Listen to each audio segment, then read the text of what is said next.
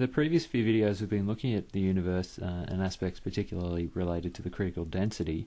In this video we're going to zoom in a bit and have a look at what's going on in galaxies. Now you can see here we're going to look at rotational velocities of stars, and to do that we're going to consider a galaxy. I've got a diagram here just to sort of represent a galaxy. We're going to indicate that the galaxy has a mass m and also a density then corresponding to that given by rho. So I'll just make a note of that over here. So capital M is the mass of the galaxy, and rho then is the average density of the galaxy. And if we consider what the calculation for density is, we can actually then consider that we can relate those two quantities. So rho is equal to m over the volume, and if we consider that the volume here is somewhat spherical, particularly for this sort of center section in here, and that's the bit that we'll start to focus on, that's a sphere, so we could say that the volume there is 4/3 pi r cubed. That then leads us to this idea of a radius, so we need to not just look at the galaxy but consider a particular star. So imagine we've got a star located at a position here, so with that it's fairly close to the center of the galaxy. It has a radius there of r, and it's moving with a velocity v, and the path that star would travel would be somewhat circular in nature. So just make a note of those things over here. So r is the radius of a star orbiting close to the center. So by saying that it's orbiting close to the center, we're saying that it's sort of governed by this average density of the galaxy, and v is its orbital velocity. And the other thing that we need to identify here is that that star has a mass as well, so mass m. So they're all the quantities that we need to relate to. And now if we consider what's happening with this star, the reason why it's moving in a circular path here is due to Newtonian gravity.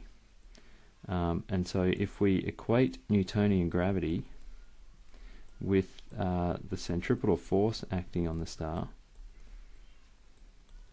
so this now links back to some sort of Unit 2 concepts and Unit 6. So if we look at those two relationships, hopefully you can recall that the force due to Newtonian gravity, if we're saying that that's equal to centripetal force, then we have gmm on r squared is equal to m v squared on r.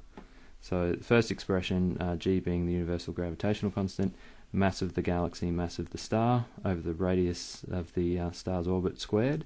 The centripetal force is the mass times the velocity squared over the radius. Now if we go through and simplify that, you'll notice that we've got m on both sides, so we can cancel m, and we've got r squared and r, so cancelling one of the r's, we end up with gm on r is equal to v squared.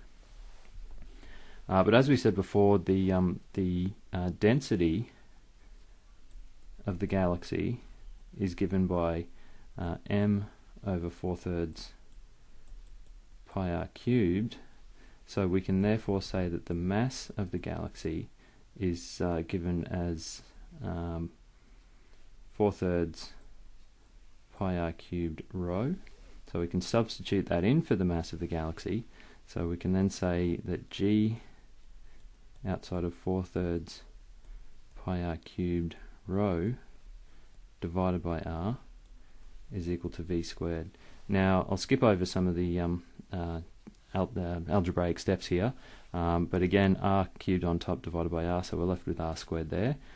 Ultimately though, we'd end up with the equation v is equal to the square root of 4 pi g multiplied by rho over 3, and that's all going to be multiplied by r. So note that if we had r squared and then we find the square root of that, we're left with r by itself. So there's the relationship that links the orbital velocity to the radius of orbit, considering that for the galaxy those other quantities are constant, being g and rho. So we can therefore say that velocity is proportional to radius for close-in stars. So that is the first relationship we need to be identifying here. We also need to consider what would happen if the star was on the outskirts. So if the star is towards the edge, then we have a slightly different scenario that we need to identify, and that's because the density of matter at the outskirts of the galaxy is going to be very different, and as a result it would tend to orbit more similarly to the way that planets orbit the Sun, and that is that as though the mass of the galaxy is concentrated at its center. And that means that we can't make that approximation for the mass in terms of the density. And so what we see is a different relationship. So as a result, we would have that, if we go back to that expression gm on r being equal to v squared, that then means that we would have a proportion where v is going to be proportional to 1 on the square root of r. So that mass would be considered more like a point mass, or concentrated towards the center.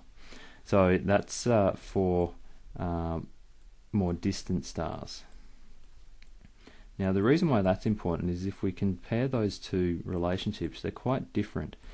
So if we were to plot a graph of v versus r, we'd expect to see two particular regions. The first, we would expect to see a relatively linear trend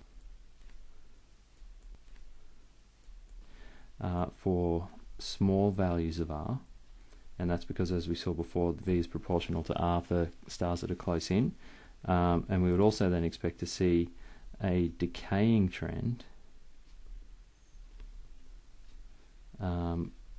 towards the galaxy's edge. So in other words, for larger values of r. And so to just sort of sketch this, there are diagrams of this that you can look up that would be much neater than what I'm going to sketch here. But I want to sort of develop the idea from the ground up rather than just looking at a full and complete diagram. We're looking on the horizontal axis at the distance from the galaxy's center, and so that's the value of r, and on the vertical axis we're looking at the rotational velocity of the stars. I'm not going to put the scales on here because obviously it's going to vary depending on the galaxy, but ultimately what we'd expect to see for small values of r, we'd expect that sort of somewhat linear trend, and then the 1 on r cubed relationship as it gets further out would sort of end up decaying in that sort of fashion, and so obviously linking the two would have some sort of trend through the middle there. So that's what we would expect to see. What's actually observed is quite significantly different. It actually tends to be a little bit higher at in the initial stages, and then we sort of get this section that flattens out. Now you'll see some graphs where it sort of shows that going up at a steeper angle, and some where it actually drops back down. Either way, it doesn't really matter. What does matter is that the observation is quite significantly different to the expectation. Now one of the important aspects here is that if you look at the speed of the stars that are further out and what we expect them to be, they're quite significantly lower than some of the speeds closer into the center. Now the observed speeds at those larger distances is actually quite similar to the speeds of stars that are closer in. The standard model of cosmology can't really explain that difference between the observed measurements and the expected trend, so there needs to be some adjustment to the theory.